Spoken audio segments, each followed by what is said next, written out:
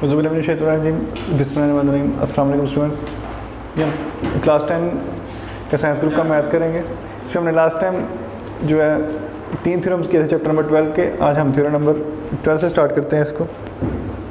तुम्हारा ये theorem number 4 है आज। पहले इसकी स्टेटमेंट पे गौर करते हैं। इसमें कह रहा है कि the opposite angle of any quadrilateral inscribed in a circle are supplementary. यहाँ पे पहले आपको क्वाड्रिलेटर का पता होना चाहिए कि मतलब क्वाड्रिलेटर क्या होती है। एक ऐसी पॉलीगॉन जिसकी 4 साइड्स होते हैं उसको हम कहते हैं क्वाड्रिलेटर। और इंस्क्राइब्ड इन अ सर्कल, इससे मुराद ये है कि एक पॉलीगॉन जिसकी 4 साइड हों उसको हम क्वाड्रिलेटर कहते हैं। और वो अगर सर्कल के अंदर हो तो उसकी शर्त ये होती है कि जो सर्कल है उसके चारों वर्टिसेस में से पास करता है।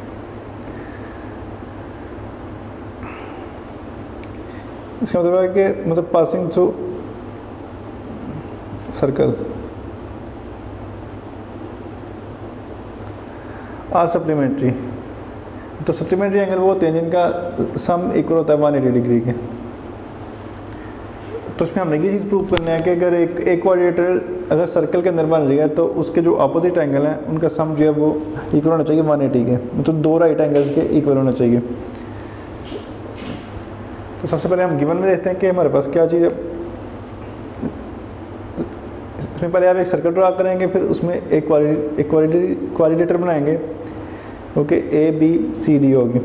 तो आप लिख सकते हैं A B C D is a quadrilateral.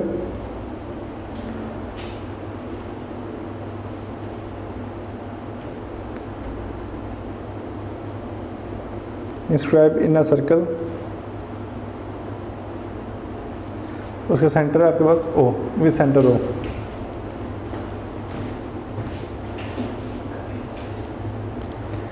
आपने प्रूव ये करना है कि इसके एंगल अपोजिट एंगल जो है वो सप्लीमेंट्री है। मतलब अगर आप ए और सी को ऐड करें, मतलब angle A plus angle C, तो उनका सम जो है 2 राइट एंगल्स आना चाहिए, मतलब कि 180 के इक्वल आना चाहिए।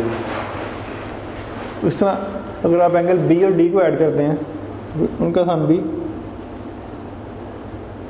आना चाहिए 2 राइट एंगल के इक्वल।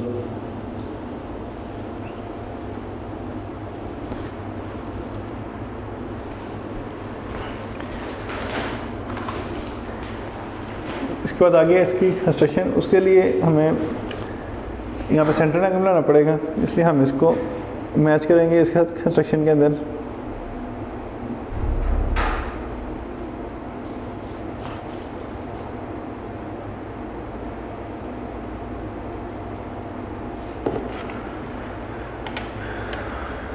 तो हमने जॉइन किया ओ को ए के साथ और ओ को सी के साथ।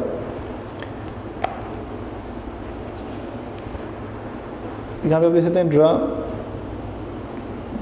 ओ ए एंड ओ सी। उसके बाद एंगल के नाम लिखें आप। इस तरह फॉर एग्जाम्पल इसको एंगल 1 रख लें, यहाँ से ये एंगल 2 हो गया, ये एंगल 3, ये 4, ये 5 और यहाँ पे 6। ये सारे एंगल्स के नाम रख लिया आपने। And right angle 1, angle 2, 3, angle 4, angle 5 and angle 6 as shown in the figure.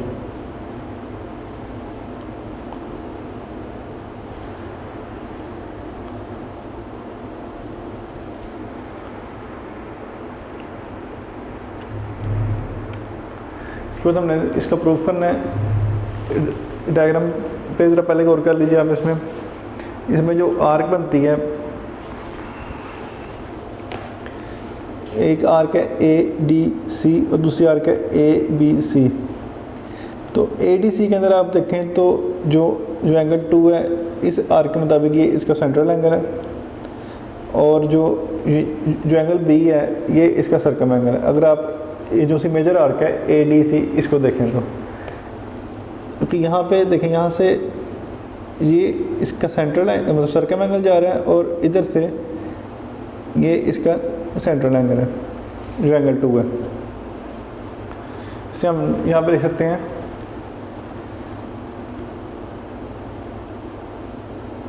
standing on the same arc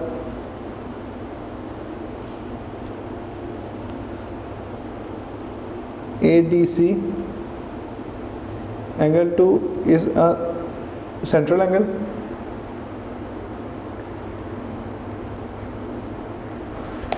जो कि ये था हमारे पास, और इसके साथ ही जो बी बन रहा है वो इस आर्क का सर्कम एंगल होगा।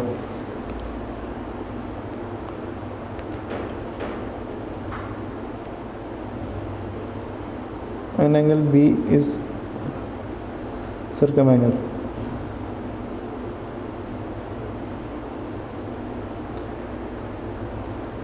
क्योंकि असल में आर्क ADC का था और तो सर्कल विद सेंटर हो।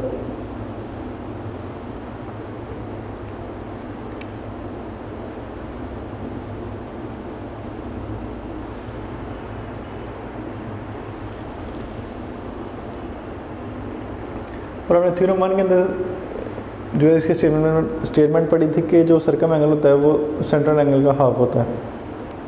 इसलिए आप कहते हैं कि एंगल बी जो है वो हाफ है एंगल 2 के, चूँकि एंगल 2 जो है वो सेंट्रल एंगल है और एंगल बी जो है सर्कम एंगल है। इसे हम कह सकते हैं कि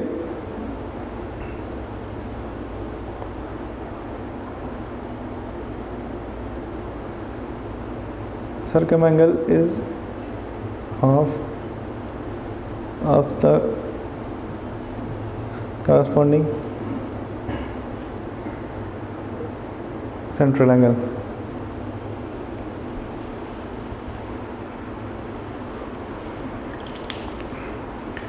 अब ये हमने जो आर्क थी ADC उसके लिए किया। अब यही काम हम करेंगे आर्क ABC के लिए।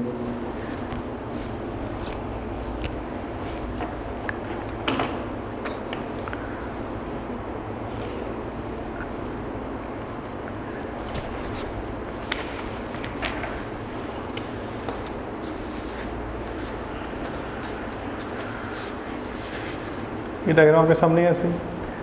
तो अब इस डायग्राम में देखें जो आर्क है ABC, ये है माइनर आर्क। तो इसके लिहाज से जो एंगल बन रहा है, जो एंगल 4 है ये इसका सेंट्रल एंगल है, और जो एंगल D है वो इसका सर्कम एंगल है।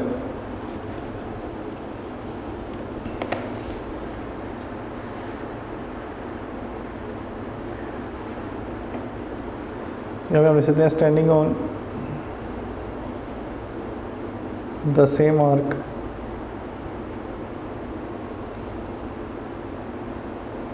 ABC, angle 4 is a central angle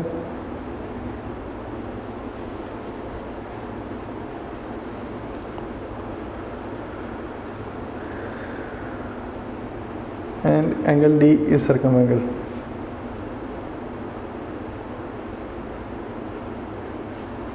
क्योंकि आर्क ABC अब सर्कल भी सेंटर हो।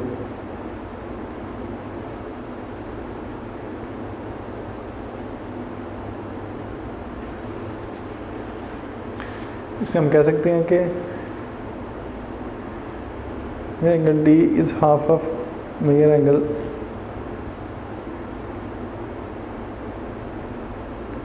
एंगल 4। ये बात इसकी रीज़न भी वही है जो हमने यहाँ पे लिखी थी कि जो सर्कम एंगल है वो हाफ होता है कॉरस्पॉन्डिंग में। इसको ऑब्जर्व नंबर 1 रख लें। तो इधर भी हम लिख सकते हैं एज इन 1, जिस तरह कि हमने 1 में लिखा।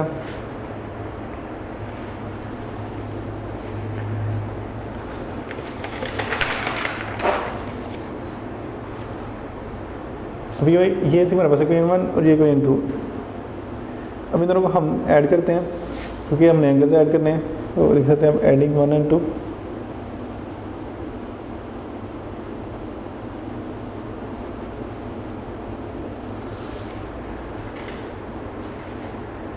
यहाँ पे आप देख सकते हैं कि इसकी राइट साइड जो है राइट साइड में ऐड हो गया, लेफ्ट साइड में। इसे हम लिख सकते हैं measure angle B plus measure angle D, मतलब इसकी ये लेफ्ट साइड इसकी लेफ्ट साइड में ऐड होगी, और 1/2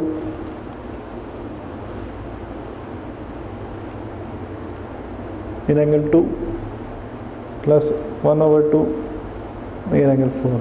इसमें हमने 1 और 2 को ऐड किया, 1 और 2 से ये रिजल्ट आ गया।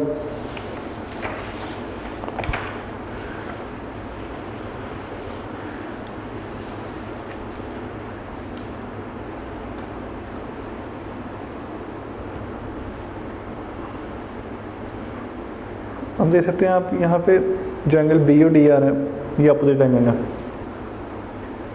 तो इनको आप ऐसे रहने दें, measure angle B plus measure angle D, और ये से आप 1/2 कॉमन ले सकते हैं, measure angle 2 plus measure angle 4।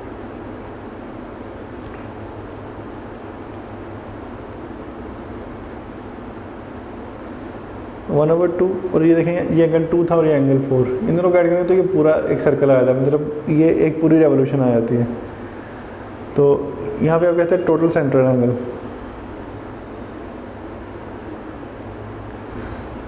आपको पता है कि सर्कल के अंदर जो ओवरऑल डिग्रीज होते हैं वो टोटल होते हैं 360 डिग्री। तो इसको अगर आप कैंसिल करें तो ये आएगा आपके पास 180 डिग्री। तो 180 डिग्री जो है आपके इक्वल हो सकते हैं 2 राइट एंगल्स के। या आप इस स्टेप को ऐसे भी कर सकते हैं, अगर आप दूसरे तरीके से करना चाहते हैं तो आगे भी कहते हैं कि 364 राइट एंगल्स के इक्वल होता है, इससे कैंसिल हो गए तो 2 राइट एंगल्स आ जाते हैं। इस तरह भी कर सकते हैं या इस तरह भी स्टेप कर सकते हैं आप इसका। तो इसका मतलब है कि मतलब measure angle B plus measure angle D equal to 2 right angles. ये बात हमने प्रूव कर ली बी और डी के लिए। तो आपको नेक्स्ट जो है अगली 2 एंगल्स के लिए प्रूव करने की ज़रूरत नहीं है, उसको आप बस सिमिलरली लिखे जो कि उसका भी ये सेम प्रोसेस है।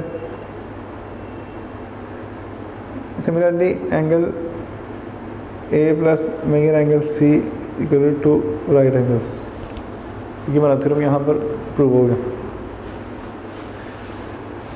नेक्स्ट इसकी मिसलेनियस एक्सरसाइज देखते हैं।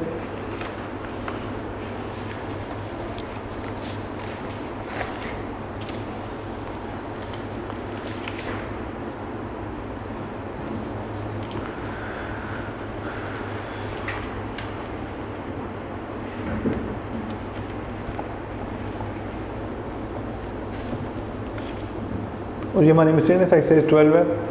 इसका मतलब सबसे पहले एमसीक्यूज है। इसका फर्स्ट एमसीक्यूज देखें। इसमें कह रहा है क्या circle passing through the vertices of a right angle triangle ABC. इसमें मतलब measure angle AC is equal to 3 centimetre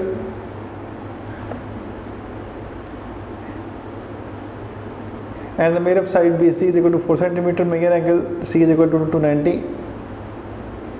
कहता है कि the radius of circle is, अगर ये देखें कि अगर ये ट्रायंगल है और इसके तीनों वर्टिसेस जो हैं वो के ऊपर हैं, मतलब सर्कल के ऊपर, तो उसकी शेप ऐसे बनेगी कुछ। मेरा फर्स्ट एमसीक्यू है,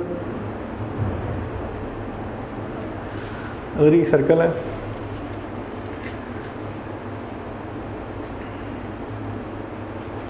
ये जो सर्कल का सेंटर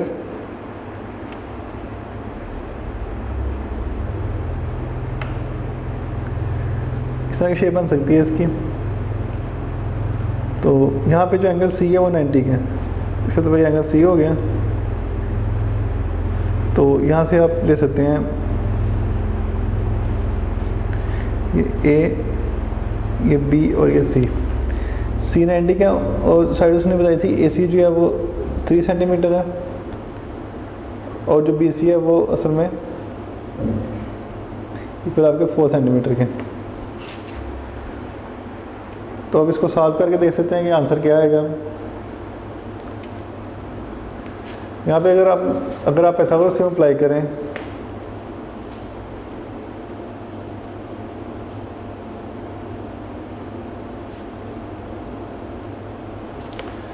तो उसके मुताबिक जो हाइपोटेन्यूज का स्क्वायर होता है वो इक्वल होता है बेस के स्क्वायर के प्लस परपेंडिकुलर स्क्वायर।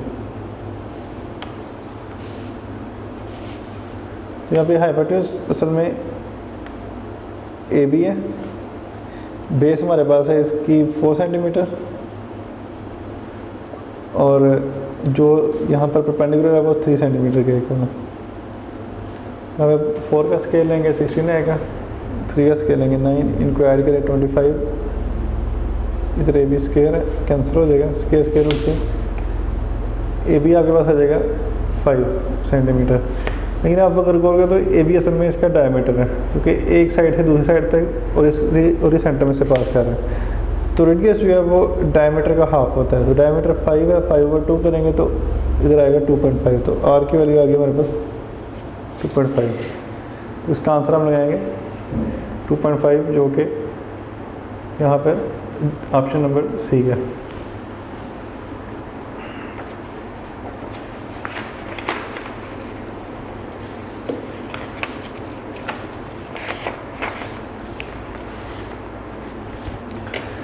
नेक्स्ट देखें, कहता है कि in the distance circular figure the central and the inscribed angle standing on the same arc A B, then कह रहा है कि इस फिगर के अंदर अगर हम सेम आर्क ए बी के ऊपर अगर देखें तो एक सेंट्रल एंगल ये मान रहा है हमारा ए ओ बी और दूसरा ए सी बी। तो यहाँ से आप देख सकते हैं कि ये जो हमने पढ़ा था कि सेंट्रल एंगल जो है वो डबल होता है सर्कम एंगल के।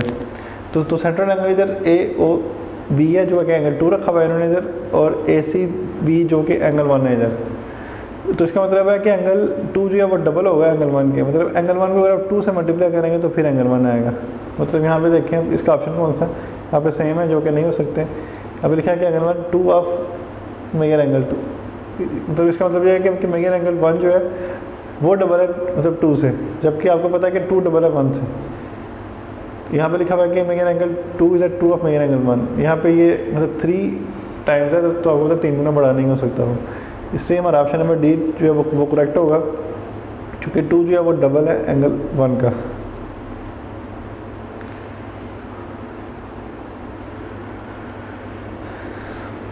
आगे इसका थर्ड एमसीक्यू है, इसमें कहता है कि in the distance figure measure angle 3 is equal to 75, measure angle 1 and 2 आपने फाइंड करने हैं। 3 का 75 है, 3 जो है सेंट्रल एंगल है। सेंट्रल एंगल जो है वो आपने पढ़ा था कि डबल होता है सर्कम एंगल्स के, तो ये आपके पास सर्कम एंगल है सी और डी। तो देखें कि सेंट्रल एंगल की वैल्यू उसने दी है 75।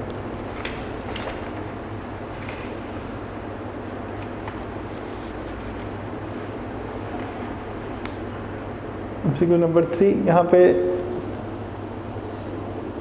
सेंट्रल एंगल दिया गया 75 डिग्री, तो सर्कम एंगल इसका हाफ होगा।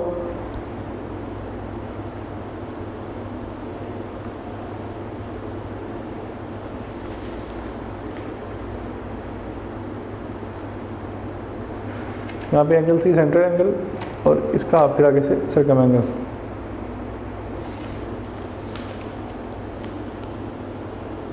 ओवर 2 इसको आप डिवाइड करेंगे तो ये आपके पास आएगा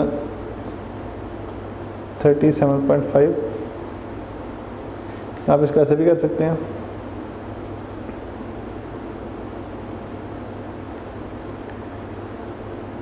टू 3 ज़ा 6, बाकी यहाँ पर बचेगा 1 7 ज़ा 5 फिर 15,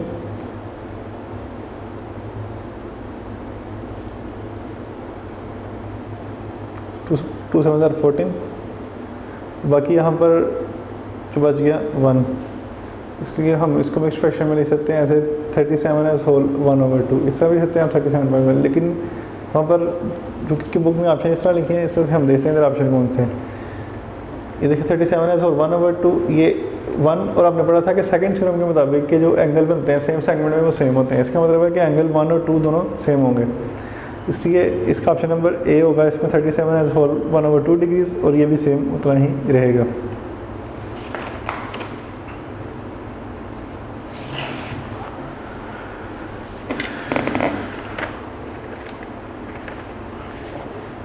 इसके बाद नेक्स्ट देखिए एमसीक्यू नंबर 4, इसके अंदर कह रहा है कि the given that the circle is the centre of the circle the angle mark x will be, जो एंगल एक्स है वो आपने देखना क्या।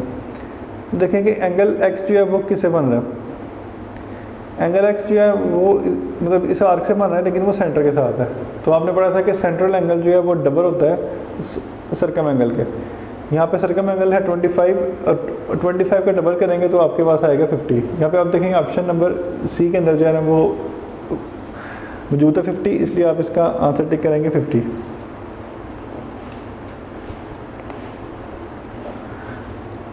आगे कह रहा है कि एमसीक्यू नंबर 5 के अंदर कहता है कि ना given that O is the centre of the circle angle mark Y will be. कहता है कि ओ जो है वो सेंटर है सर्कल का और एंगल वाई क्या होगा। यहाँ पे आप देख सकते हैं कि ये एक आर्क बन रही है यहाँ पे और ये सेम सेगमेंट के अंदर एंगल है। तो आपने पढ़ा था थ्योरम नंबर 2 के अंदर के जो एंगल सेम सेगमेंट में होते हैं वो इक्वल होते हैं। इसलिए चूँकि यहाँ पे जो मतलब एंगल 25 है इधर यहाँ पे इसके साथ वही एंगल इसका यहाँ पर होगा। इस वजह से हम कह सकते हैं कि ये जो सा एंगल y है असल में वो है मतलब 25 के इक्वल। उसके बाद एमसीक्यू नंबर 6 कहता है कि in the figure O is the centre of the circle and ABN is a straight line. ABN straight line से मुराद है कि इसका एंगल जो है 180 डिग्री का होता है स्ट्रेट एंगल। कहता है कि the obtuse angle AOC axis AOC और इसका नाम रखा हुआ है x, ये मतलब किसके इक्वल है। अब ये आप निकालेंगे।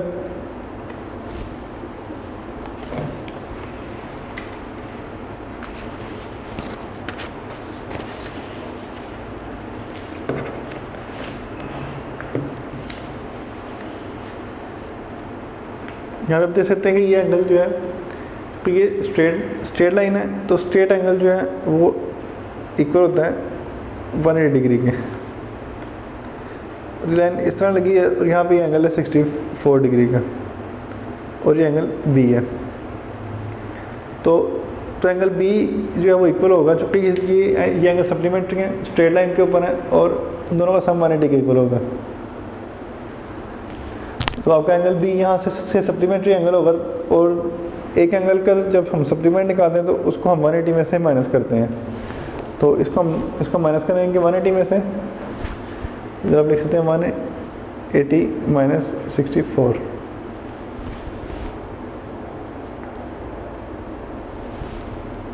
तो ये बात आपके पास आ जाएगा 116 और ये एंगल अगर 116 है तो यहाँ से ये जो एंगल बनता है बाहर वाला ये 2b के इक्वल है। इसका मतलब है कि जो एंगल एक्सटर्नल एंगल है 2b वो इक्वल होगा 116 को 2 से मल्टीप्लाई करेंगे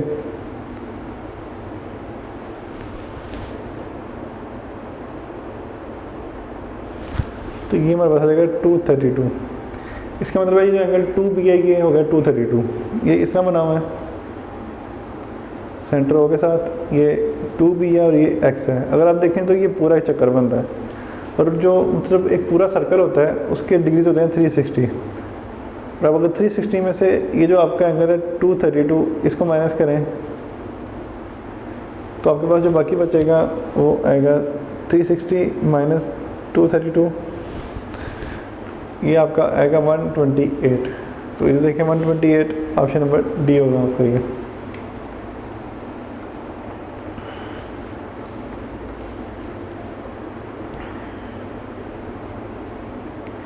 आगे देखें इसमें कह रहा है एमसीक्यू नंबर 7 के अंदर कि in the figure O is the centre of the circle then the angle x is. अगर कह रहा है कि तो सर्कल का सेंटर है तो एंगल x आपने फाइंड करना है। ये डायग्राम बनी है ऐसी,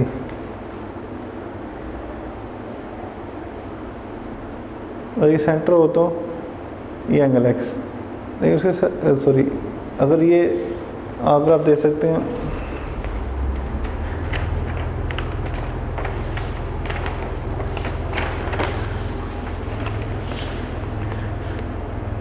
अगर ये सर्कल है ऐसे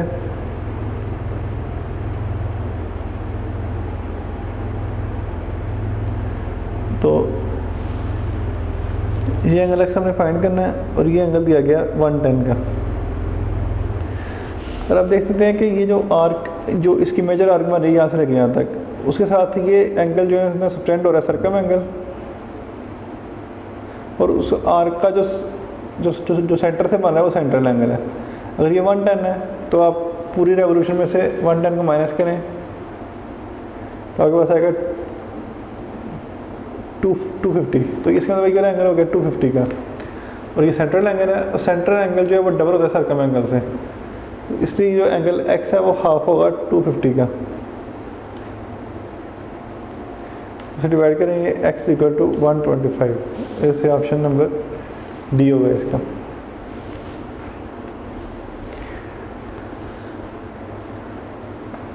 इस पर हम देखें 8 MCQ, इसके अंदर कह रहा है कि in the figure of the centre of the circle then the angle x, ये एंगल x आपको दिया गया।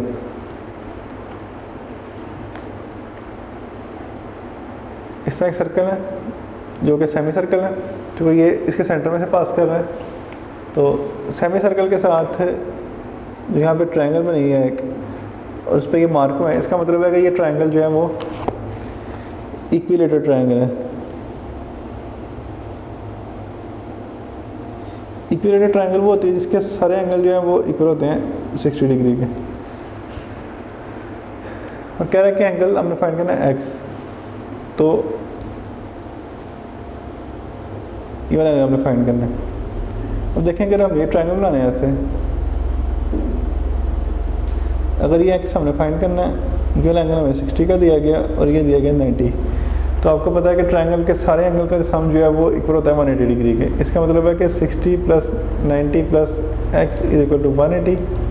दोनों को ऐड करेंगे तो ये बनेगा 150 plus x equal to 180, x equal to 180 minus 150, और x की वैल्यू आएगी 30। तो ये ऑप्शन नंबर बी होगा हमारा।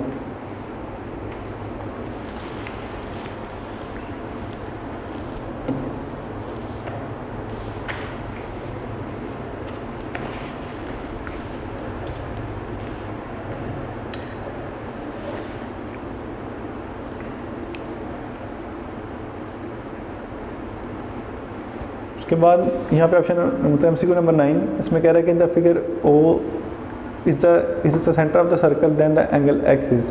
अगर O ये सेंटर हो सर्कल का तो आपने एंगल x फाइंड करना है।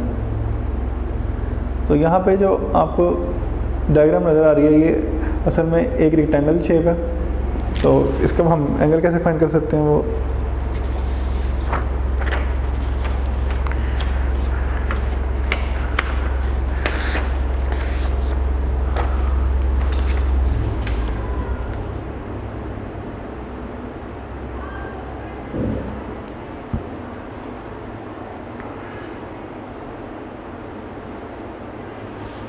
इस तरह की शेप है ये।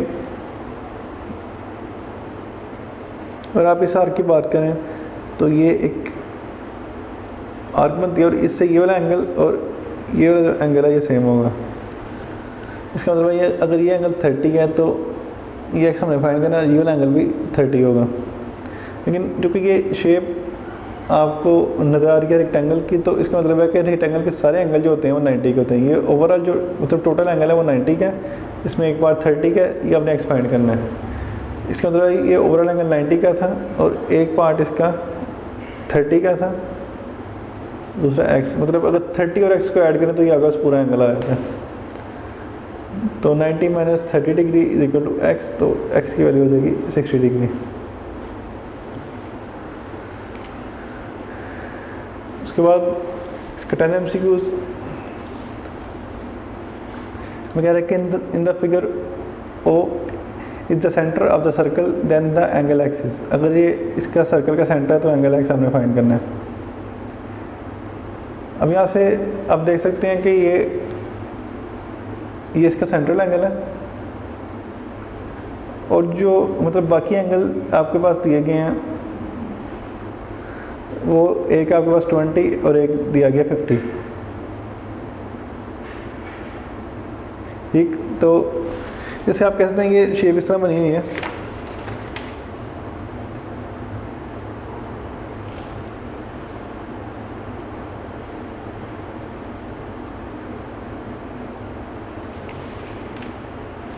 ये बस एक्स ये आ गया 20 डिग्री और ये आ गया 30 डिग्री।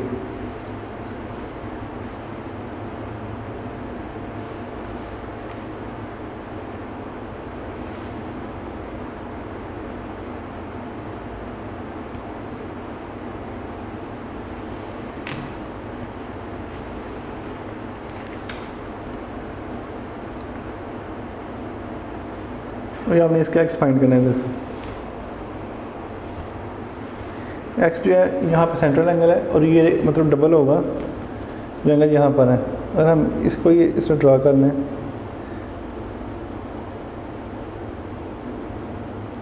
तो अगर इसके साथ ये आर्क इस तरह बनाएं अगर यहाँ से, तो ये जो एंगल बनता है यहाँ पे जो है ये वाला एंगल 30 का बनता है और ये वाला एंगल जो है वो 20 का बनता है। और आप देखेंगे ये ओवरऑल जो एंगल बनता है यहाँ पर वो बनता है मतलब 50 डिग्री का, और ये एंगल चूँकि उससे डबल होता है इसलिए ये एंगल होगा 100 डिग्री का। यहाँ से देखें एंगल ये 100 के इक्वल है। यहाँ पर हमारा चैप्टर नंबर 12 जो है कम्प्लीट हो गया है। इसमें से आपको तो शॉर्ट क्वेश्चन भी आएगा और MCQ भी आएगा और साथ इसका लॉन्ग जो है वो एक थ्योरम आएगा आपको लॉन्ग करने के लिए। तो इसके चैप्टर को आपने मतलब कंप्लीट करना है। इसके 4 थ्योरम्स हैं और साथ इसकी रिव्यू एक्सरसाइज और साथ आपने इसकी करनी है डेफिनेशंस। इनमें से कोई भी आपको शॉर्ट क्वेश्चन आ सकता है और एक MCQ साथ आएगा इसमें से। वीडियो पसंद आई तो लाइक करें, अपनी राय कमेंट करें। ऐसे ही मजीद वीडियोस के लिए हमारा चैनल सब्सक्राइब करें और बेल का आइकन दबाएं ताकि आपको हर वीडियो का नोटिफिकेशन मिलता रहे।